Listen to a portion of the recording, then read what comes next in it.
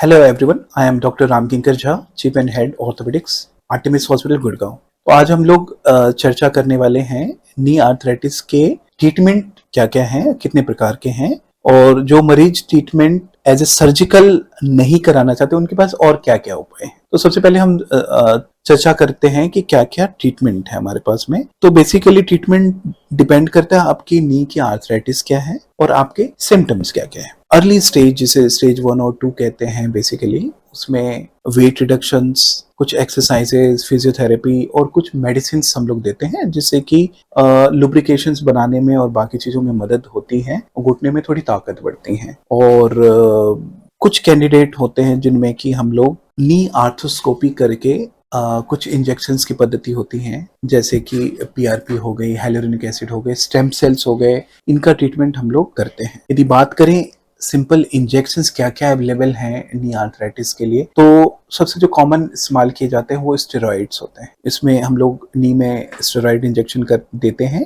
जिससे कि इन्फ्लेमेशन कम हो जाती है, दर्द में कमी आ जाती है। लेकिन यदि हम बात करें ये एज ए क्योर, तो ये क्योर नहीं है। उसमें नी की आर्थराइटिस कंटिन्यू प्रोग्रेस करती रहती है और एक एडवांस स्टेज जल्द ही आ जाती है। सेकेंड इंजेक्शन होती है विस्कोइलास्टिक सप्लीमेंट्स, जिसे जेल कहते हैं या देसी भाषा में ग्रीस कहते हैं, कि उसके जेल के इंजेक्शंस, हाइलुरोनिक एसिड्स के इंजेक्शंस। तो ये भी ओपीडी बेसिस पे हम लोग करते हैं और कुछ दिन इससे हमारे पेन में रिलीफ रहती है। हर एक मरीज में वो ड्यूरेशन जो रहता है पेन फ्री का वो अलग अलग रहता है। किसी में हफ्ते भर रहता है, किसी में महीने भर रहता है और किसी में साल भर तक वो पेन फ्री स्टेटस चलता है। और ये जो पेन फ्री स्टेटस हम अचीव करते हैं ये हम लोग यूटिलाइज करते हैं एक्सरसाइज और मसल्स के पावर गेन करने के लिए। या कुछ मरीज जो कि कैंडिडेट नहीं है सर्जरी के, तो वो भी जो है टेम्पोररी रिलीफ पा सकते हैं इन इंजेक्शन से। जो तीसरा इंजेक्शन है वो पीआरपी होता है। इसमें कुछ हीलिंग पोटेंशियल्स भी होते हैं। इसमें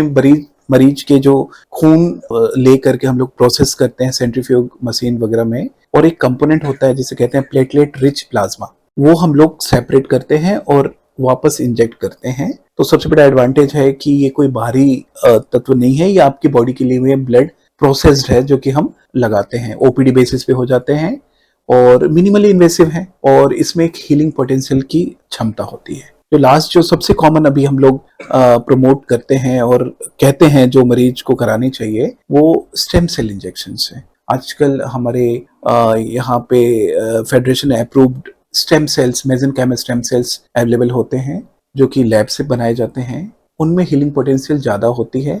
बस एक ही डिसएडवांटेज है इसमें कि इसके कॉस्ट ज्यादा होते हैं। लेकिन यदि उनकी हीलिंग क्षमता की बात करें तो सबसे ज्यादा वो पोटेंट होते हैं। तो ये एक कैटेगरी है इंजेक्शंस जो कि मिनिमली इन्वेसिव है, जो कि हम लोग पेशेंट को एज ऑप्शन दे सकते हैं। यदि पेशेंट एडवांस स्टेज में आते हैं हमारे पास में, स्टेज 3 या 4, तो उनके सवाल सबसे ज्यादा जो रहते कॉमन, क्या डॉक्टर साहब ये स्टेज आ गई है हमारी सर्जरी की, तो कैसे आप पता करेंगे कि आप कैंडिडेट हैं कि नहीं है टोटल नी रिप्लेसमेंट की? तो मैं सबसे एक ही प्रश्न पूछता हूं कि आपकी एक्टिविटीज ऑफ डेली लाइफ, मतलब कि दिनचर्या आपकी इस दर से कितनी प्रभावित है। यदि आपकी दिनचर्या प्रभावित है बावजूद दवाइयां लेने के, बावजूद आपके एक्सरसाइज करने के, तो आप एक कैंडिडेट हैं टोटल नी रिप्लेसमेंट के।